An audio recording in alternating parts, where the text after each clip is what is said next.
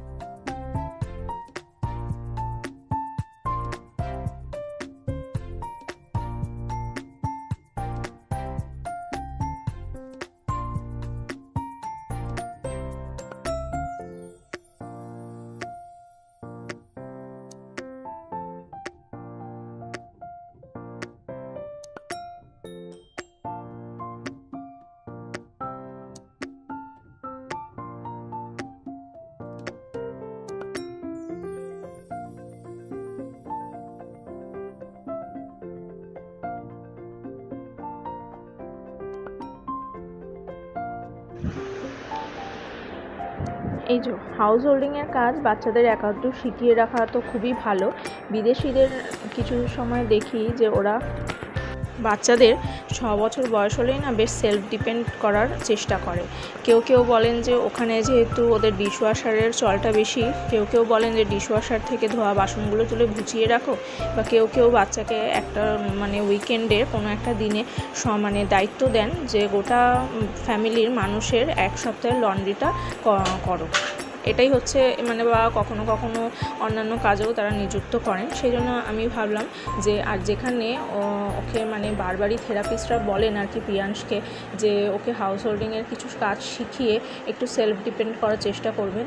টুকটাক ডাস্টিং তো ও করেই, মানে করে বলতে আমি যখন করি হয়তো টেবিলের সেলফটা মোছালাম বা একটু টিভির কাজটা মোছালাম এইরকম। আর সেই সঙ্গে আজকে ভাবলাম যে আমি এই জামাটা বাইরে আমার পড়েছিল, তাই আমি ভাবলাম যে একটু ভাঁজ করে গুছিয়ে রেখে দিই। তো এই প্যান্টটা ওকে বলেছে একটু হাতে ধরে ভাঁজ করতে, ও এটা করেছে। তো যেটুকু করেছে সেটুকুই আমার কাছে অনেক। তো এটা আমি আবার ঠিকঠাক করে ভাঁজ করে রাখবো ঠিকই, কিন্তু যে আমার মনে হলো এই ভালো ব্যাপারটা আপনাদের সঙ্গে শেয়ার করিতে শেয়ার করলাম। আর এই যে আবার নেক্সট ডে এটা ওই যে বললাম কয়েকদিনের পাঞ্চ করা ভিডিও। আর এখন একটু বিকেল থাকতেই মানে এই সময়টা আমি একটু গাছে জলও দিতে উঠেছিলাম ছাদে। তো আমার সঙ্গে প্রিয়াংশকেও নিয়েছিলাম ছাদে যে চল সাইকেলটা চালাবি। মানে মানুষ তো অভ্যাসের দাস, যে অনেক কষ্ট করে সাইকেলটা প্যাডেল করানো আর সেই সঙ্গে ইয়ে করানো শিখিয়েছি, হ্যান্ডেল ঘোরানো এসব শিখিয়েছি। ওই জন্য ও এখন সেটাই প্র্যাকটিস করছে যাতে সড়গড়টা হতে পারে, অদূর ভবিষ্যতে হলেও সড়গড়টা হয়ে যেতে পারে। যাও যাও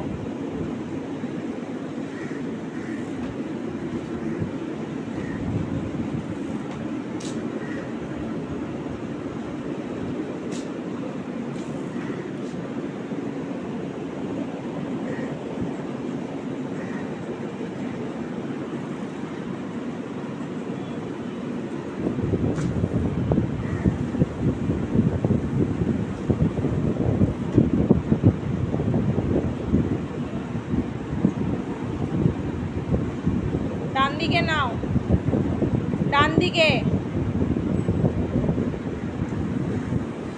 দিকে নাও, উল্টো প্যাডেল করবে না, ডান দিকে নাও, ডান দিকে নাও,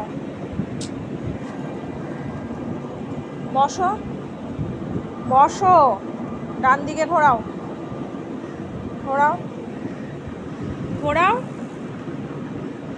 হ্যাঁ ঘোরাও। এদিকটা যেহেতু ঢালের বিপরীত সেই জন্য এদিকটা ওর তুলতে আর কি অসুবিধা হয়, আর নইলে এই দিকটা বরাবর ঢালটা আছে ওই জন্য এই জায়গাটাও গড়গড় করে নিয়ে যেতে পারে। ঘুরিয়ে নিয়ে আসো, ঘুরিয়ে নিয়ে আসো।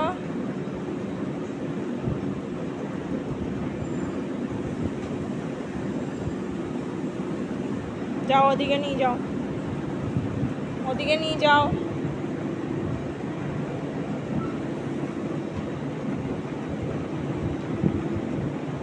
নিয়ে যাও।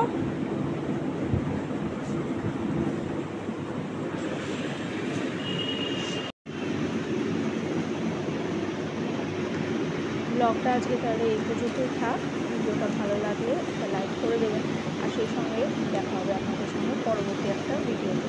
চ্যানেলটাকে সাবস্ক্রাইব করতে ভুলবেন না।